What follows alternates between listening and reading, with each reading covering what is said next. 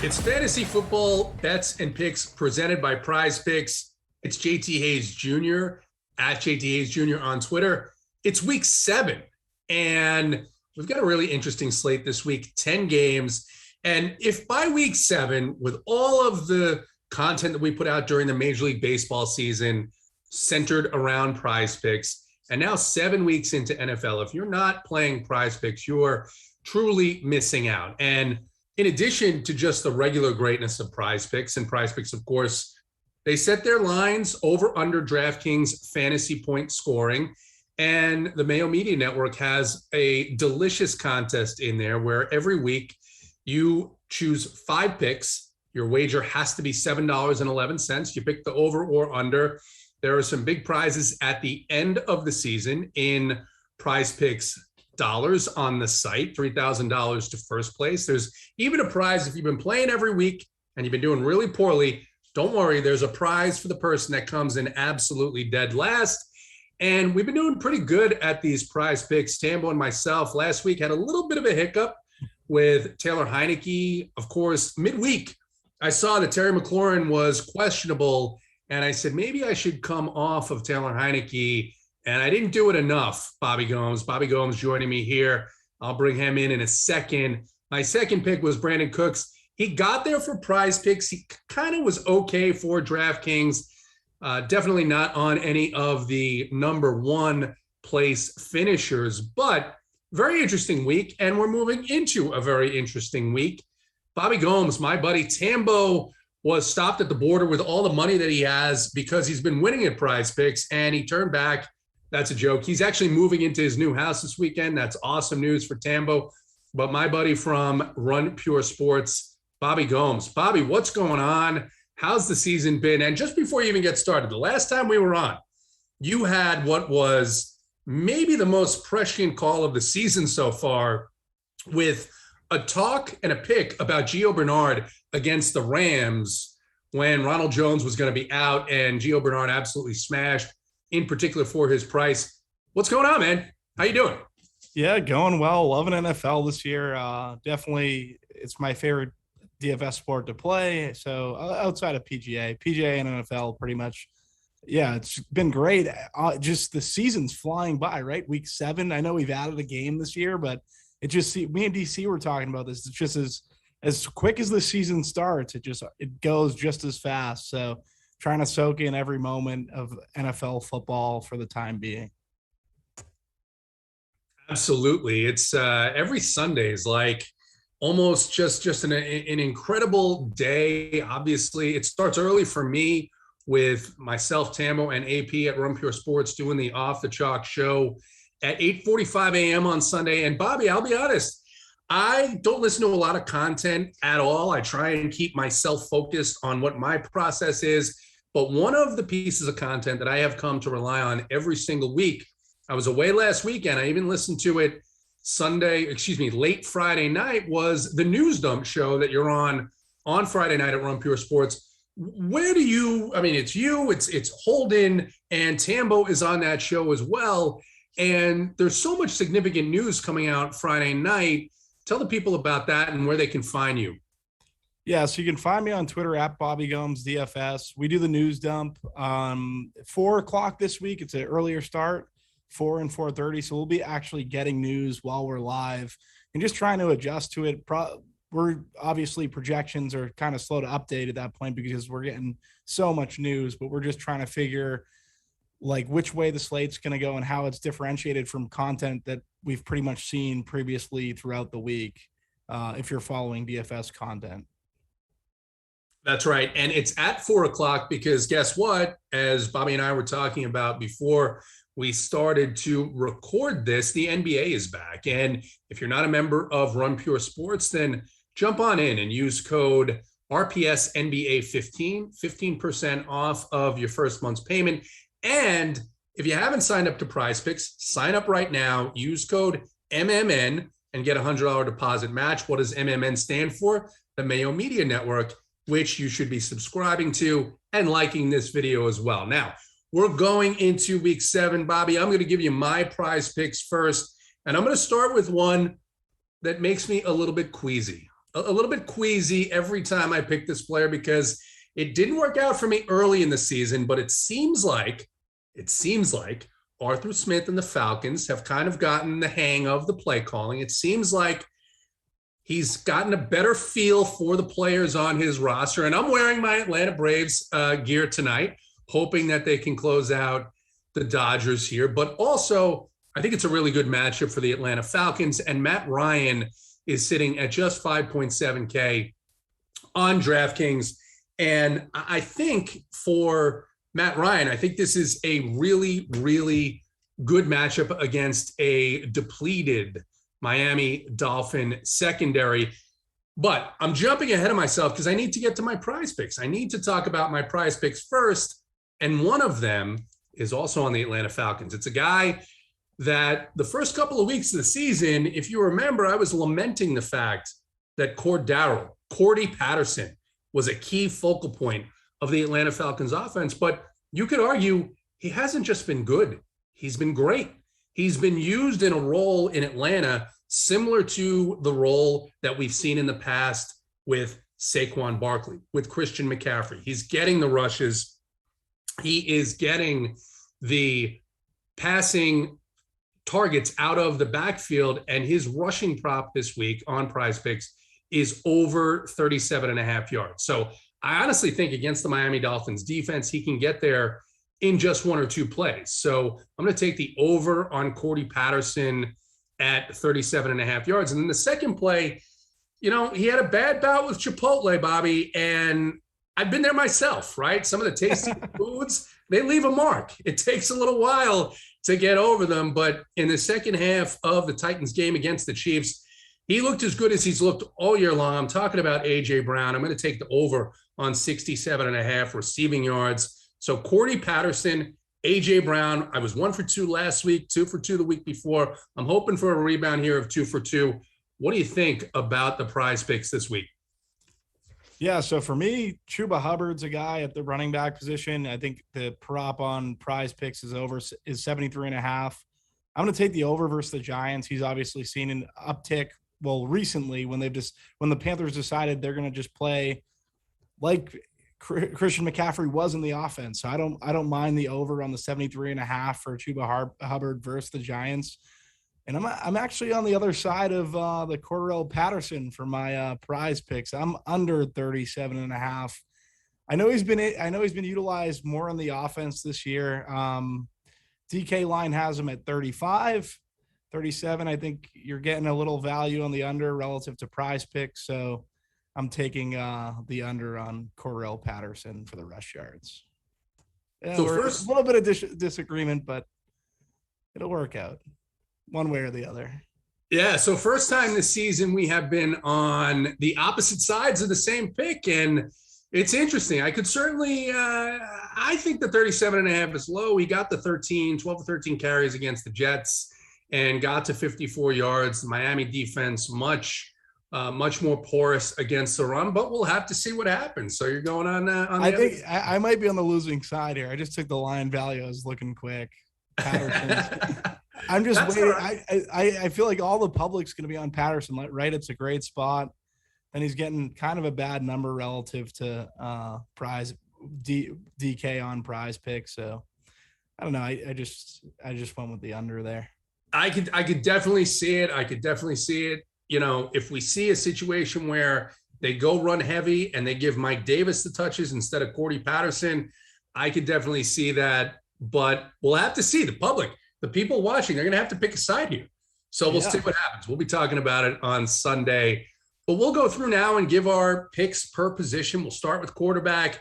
And because I buried the lead here and got to my quarterback position first, people know that I am interested in Matt Ryan at just 5.7K on DraftKings. And the second guy that I'm kind of interested in is Derek Carr against the Philadelphia Eagles. The Raiders, without Gruden in their first game, had a tremendous performance in Denver. And if you heard about Derek Carr talking after that game, he said, hey, they were trying to push the tempo. They were telling me in the headset, we need to play a little faster. We need to get this offense rolling. And I think it's a great spot against the Eagles at home. Remember, Derek Carr's first 3 weeks were fantastic. Then they ran into the buzzsaw against the Chargers with all of the news about John Gruden bubbling up. And now they put back that fantastic performance against the Broncos. So those are my two guys at quarterback. Bobby, where do you stand at quarterback this week? Yeah, so I love that game. Eagles versus Oakland. Obviously, it's in the Dome in Las Vegas. Sorry, not Oakland. Both quarterbacks, both teams playing paced up. Derek Carr at 6,100. I'm going to go with Jalen Hurts, 6,900 on the other side of the ball. Eagles are flying in terms of their pace. Jalen Hurts, he's got the rushing equity. I like stacking him with Goddard, but we'll get to there in the tight end section. Really like Goddard. Carr's a good play. Another quarterback that I have interest in, obviously Patrick Mahomes is Patrick Mahomes. He hasn't been great, but the total in that game is super high, 56 points right now.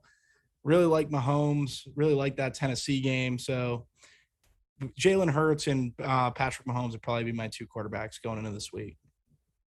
You know, it's interesting because I have always enjoyed, at least the last season and a half, playing Ryan Tannehill in these high totals. With Derrick Henry having the season that he's having so far, massive performance against the Buffalo Bills on Monday night, I expect him to be popular. I expect him to be highly owned. I would also expect that Andy Reid is going to stack the box and do everything he can to make Ryan Tannehill beat them instead of Derrick Henry.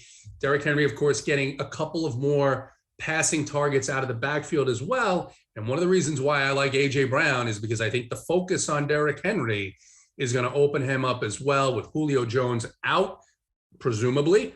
I think it's a great play, and I like the Ryan Tannehill pick as well. And then Jalen Hurts, can't argue with it. The Raiders' defense been a little bit better of late, but Hurts with his legs at that price, it's always going to seem too cheap, right, Bobby? I mean, the 7K price point for a guy that has, as a quarterback, 100-yard rushing upside capability, I think is a great play as well. So I like those picks. Also, we'll move on to running back. I already talked about my guy, and I like Corey Patterson both for the rushes as well as the potential that the way that the Falcons are using him, very similar to, like I said, that all-around capable role of a guy who can catch passes out of the backfield. They've even sent him down the field deep at times. This Miami team is hurt. It's banged up.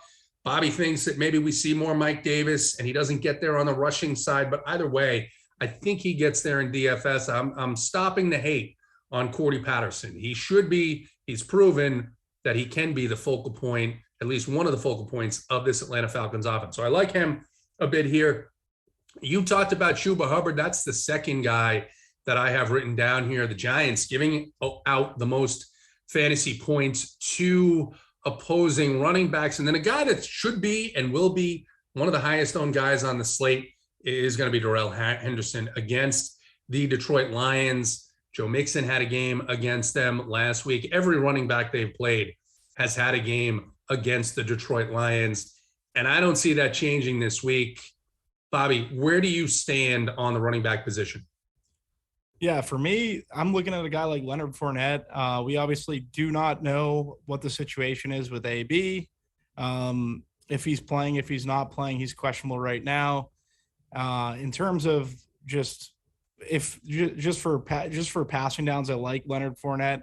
They're utilizing him as the passing back. Gio as well, but I think Leonard Fournette at 6,400 with a positive game script.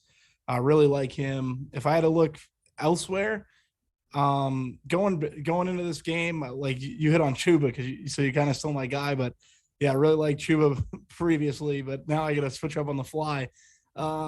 Miles Sanders sticking in that Jalen Hurts game. I don't want to stack QB running back, but I think you could stack Sanders. Sanders is in a good spot. Obviously, we've seen Sanders hasn't got enough of the market share recently. That's kind of changed, so I don't mind the Sanders pick at 6'6". He's not a guy I usually like to roster, but he is what he is, and I think he's in a good game script, good game speed. So I like the Miles Sanders play running back. Yeah, you always want to be ahead of these plays and not behind. And in the second half of that game against Tampa Bay, They came out and they ran Sanders heavy in the second half, trying to get back in, trying to do something that Tampa Bay wasn't expecting. Let's be honest, it's never a good idea to go run heavy against Tampa Bay, but the point they were at in that game, it was, hey, what can we throw at them that maybe they won't be expecting? And Sanders looked good. He looked explosive. We'll see if they use him a bit more. And then I also like the fact that you're saying, hey, I got my Gio Bernard week. I'm not going to go back to him. Roland Jones is back. And look, it's going to be Fournette, guys. So interesting there. We're both on Hubbard, obviously, with the way that the Giants have been against the running backs. Moving on to wide receivers, though, I'm interested to hear where you are based on your quarterback and running back selections. So I'll let you go ahead and kick it off at wide receiver. Yeah, I'm going to stay in that Miami-Atlanta Falcons game. Calvin Ridley, he's gotten the targets, hasn't got there yet. I think he's going to be a very good play this week. Miami playing a ton of cover one, most in the league. Really like Ridley at the top there. And then Sterling Shepard, he's down at 5'6". Seeing a bunch of target volume for that price tag, should easily make value. Almost not between 8 and 10 targets each week this year. So I'm on Sterling Shepard as my second wide receiver pick. I had some Sterling Shepard last week, and he actually did okay for his 5K price point. And we were talking on another one of the Run Pure Sports pods on Tuesday night, the Wishbone podcast.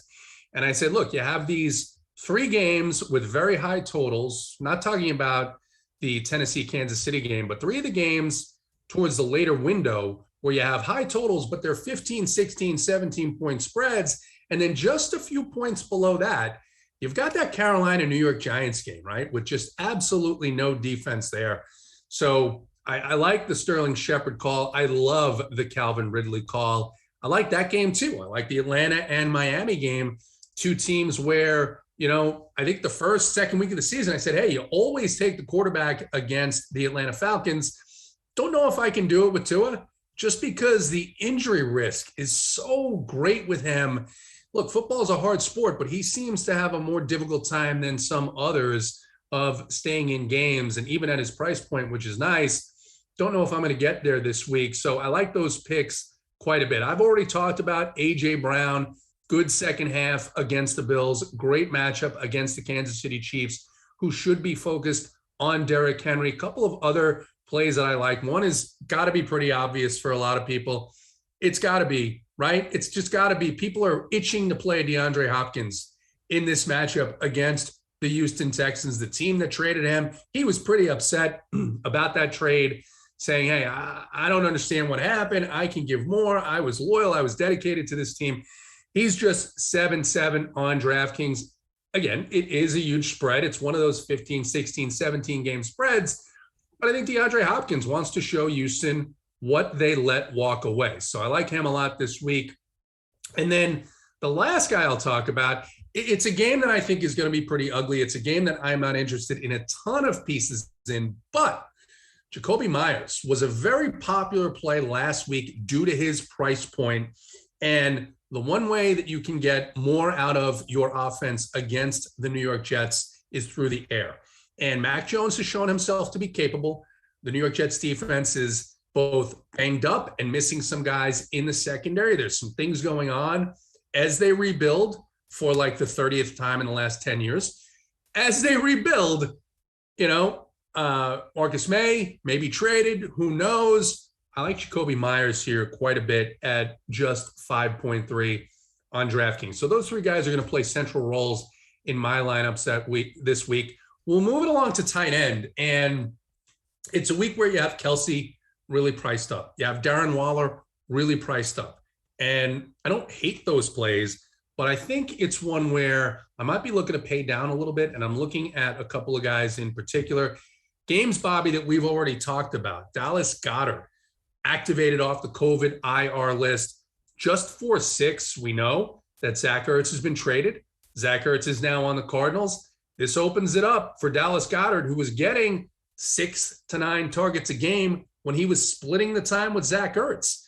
Dallas Goedert could be a legitimate wide receiver 1 type of upside on this Philadelphia Eagles team in this matchup that's fast-paced, but the total is a little bit lower than other games.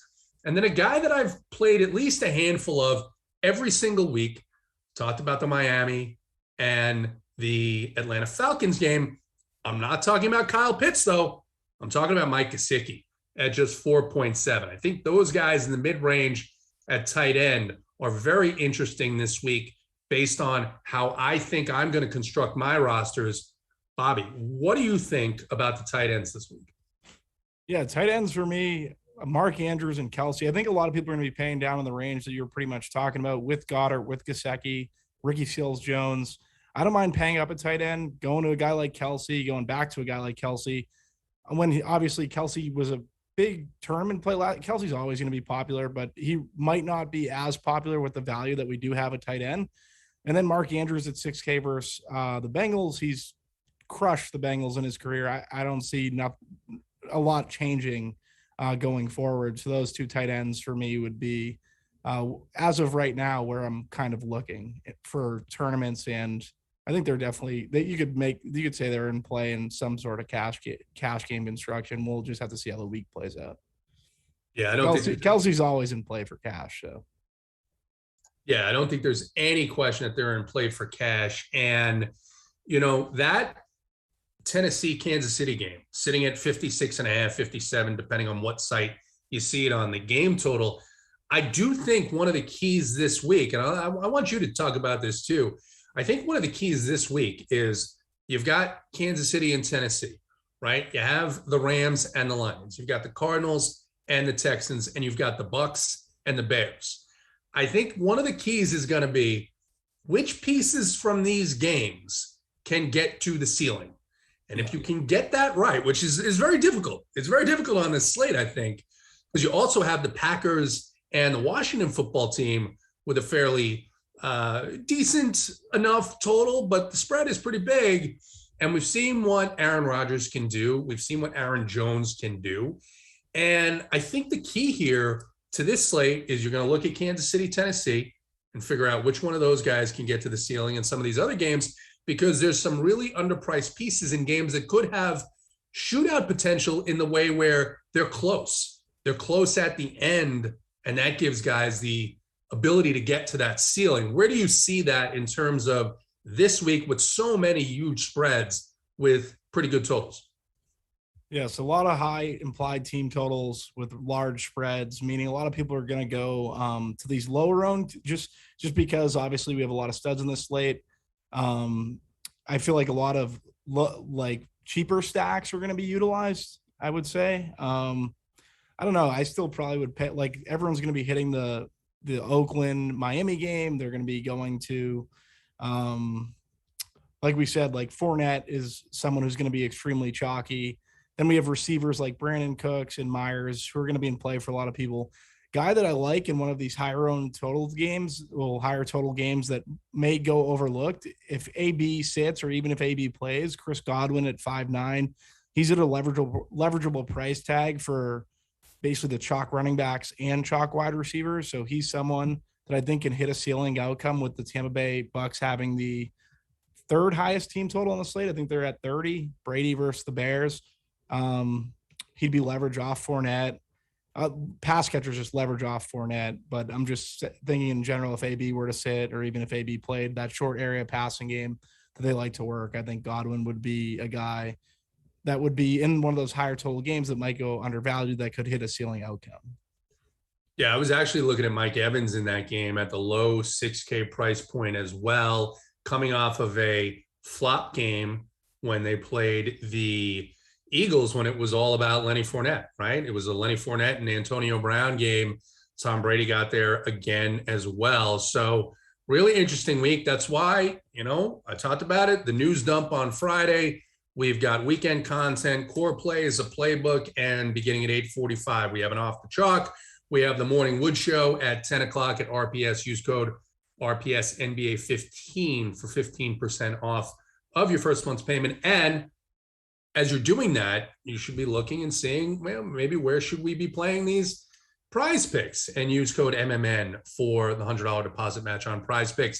Bobby, we'll close out with the defenses, and it's been interesting because the defenses against these really, really bad teams have been pretty good. The Colts with 15 points last week, the Rams with 16 DraftKings points against the Giants in New Jersey. So now the Rams are 5K on DraftKings. Some of these other teams are priced up. Team defense and special teams are priced up as well. I'm going to go through three that I think are in play for me as of right now. And I'll start at the higher price point. I think it's the Tampa Bay Buccaneers. You've got Justin Fields. You've got a rookie quarterback. He's getting a little bit more comfortable. And the Bucs have given up some points. And they're doing that because they score really quickly. So their defense is spending some time on the field because the offense is so proficient. But the defense is talented as well. We've got a talented defensive line, secondary a little bit banged up. But I can see maybe Justin Fields giving away a pick, maybe a couple of sacks by the talented Tampa Bay defensive line. They were all over Jalen Hurts just the last game that they played, and the Bucs just 4.0 on DraftKings. Second one that I am looking at as of right now, and it's a defense that I never play. I almost never play the Atlanta Falcons defense, but at 2-7 against Tua, who can make mistakes, who is injury prone, with a mistake prone backup, with all the injuries that the Miami Dolphins have in the wide receiver core and some of the injuries to key personnel on the offensive line, I think that the Falcons at just 2-7 are in play, at least as we record this on Thursday.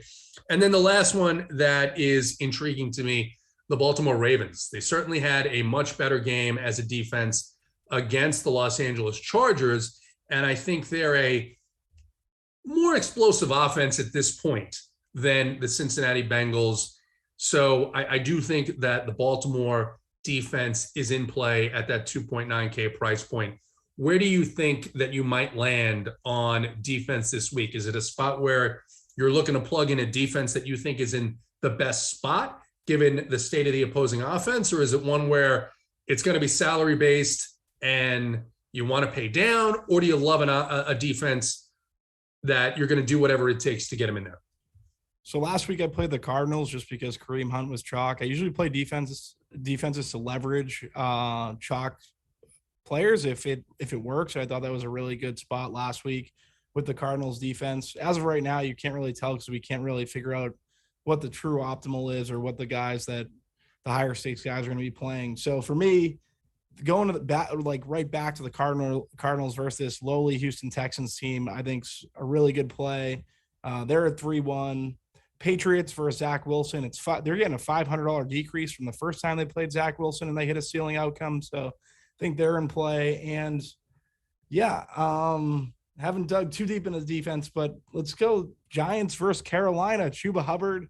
I think he's going to be the chalk. I do like Chuba, but I can understand maybe as like some sort of a Cardinals kind of play last week, you go with the Giants defense. I wouldn't really recommend going with the Giants defense too as the week kind of carries on, but right now they look all right, but I feel like I'll probably be going somewhere different come Sunday, but they project well. So they'll be my third just to throw it in there. And maybe you correlate Chuba Hubbard with the Carolina defense, hoping that Daniel Jones slings it around, throws a couple of picks, and maybe that Giants offensive line that looked a little bit suspect, shall we say, against the Los Angeles Rams last week shows up again. But you bring up a good point. Things are going to change.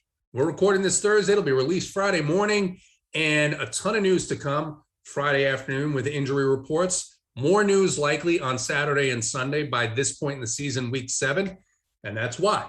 Get on over, runpuresports.com, use code RPSNBA15, get 15% off of your first month's payment, and sign up for PrizePicks. Use code MMN and get a $100 deposit match. And while you're doing all of that, just like this video, just subscribe to the Mayo Media Network. Just subscribe to the Run Pure Sports YouTube network, because we produce a ton of free content as well that you don't even have to pay for. Bobby, thanks once again for joining me for week 7. Guys, good luck this weekend. Get in on those prize picks and run pure.